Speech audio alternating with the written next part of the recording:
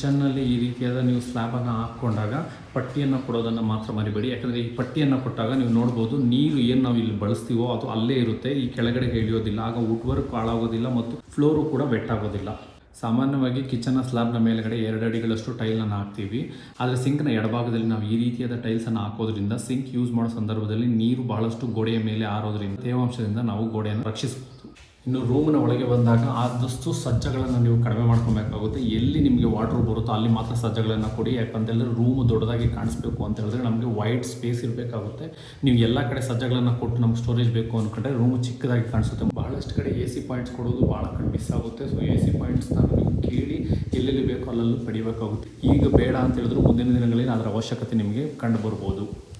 ಡ್ರೆಸ್ಸಿಂಗ್ಗೆ ಅಂತೇಳಿ ಈಗಲೇ ಒಂದು ಪಾಯಿಂಟನ್ನು ಕೊಡಿಸ್ಕೊಂಬಿಡಿ. ಮುಂದಿನ ದಿನಗಳಲ್ಲಿ ನಿಮಗೆ ಡ್ರೆಸ್ಸಿಂಗ್ ಮಾಡಬೇಕು ಅಂತ ಹೇಳಿದ್ರೆ ಮತ್ತೆ ಕಟ್ಟಿಂಗು ಮತ್ತು ಅದು ಬಾಕ್ಸನ್ನು ಹಾಕಬೇಕಾಗುತ್ತೆ. ಸೊ ಎಕ್ಸ್ಟ್ರಾ ವರ್ಕ್ ನಿಮಗೆ ಕಡಿಮೆ ಆಗುತ್ತೆ. ಬಾತ್ರೂಮ್ ಫ್ಲೋರಿಂಗ್ ಮಾಡೋ ಸಂದರ್ಭದಲ್ಲಿ ಸ್ಪೇಸರ್ಸನ್ನು ಕೊಡಿ. ಈ ರೀತಿಯಾಗಿ ಎಪೋಕ್ಸಿ ಗ್ರೌಟಿಂಗನ್ನು ಮಾಡ್ಕೊಬೋದು. ಮುಂದಿನ ದಿನಗಳಲ್ಲಿ ಲೀಕೇಜ್ ಆಗೋದಿಲ್ಲ. ಸ್ಲೋಪ್ ಕರೆಕ್ಟಾಗಿ ಪ್ರೊವೈಡ್ ಮಾಡೋ ರೀತಿಯಲ್ಲಿ ನೀವು ನೋಡ್ಕೊಬೇಕಾಗುತ್ತೆ. ನೀರು ನಿಲ್ಲದೆ ಡ್ರೈನ್ ಔಟ್ ಆಗೋ ರೀತಿಯಲ್ಲಿ ನಿಮ್ಮ ಕೆಲಸಗಳಿರಬೇಕಾಗುತ್ತೆ. ಪ್ರತಿಯೊಂದು ಬಾತ್ರೂಮಲ್ಲೂ ನಾವು ಶವರ್ ಮತ್ತು ಕಮೋಡ್ಗೆ ಯಾವ ರೀತಿ ಪಾಯಿಂಟ್ಸನ್ನು ಕೊಡ್ತೀರೋ ಅದೇ ರೀತಿಯಾಗಿ ನೀವು ವಾಶ್ ಬೇಸಿನ್ ಕೂಡ ಈ ರೀತಿ ಕನೆಕ್ಷನನ್ನು ಕೊಟ್ಟಿಟ್ಕೊಳ್ಳಿ. ಇದು ನೀವು ಈಗ ಹಾಕ್ಬಹುದು, ಹಾಕದೇ ಇರ್ಬೋದು, ಆದರೆ ಮುಂದಿನ ದಿನಗಳಲ್ಲಿ ಇದರ ಅವಶ್ಯಕತೆ ನಿಮಗೆ ಭಾಳ ಬೀಳುತ್ತೆ. ಮತ್ತು ಇಲ್ಲೊಂದು ಲೈಟ್ ಪಾಯಿಂಟನ್ನು ಕೊಡಿ. ಯಾಕಂದರೆ ಮಿರರನ್ನು ಹಾಕಿದಾಗ ಇಲ್ಲಿ ನಿಮಗೆ ಲೈಟ್ನ ಅವಶ್ಯಕತೆ ಇರುತ್ತೆ.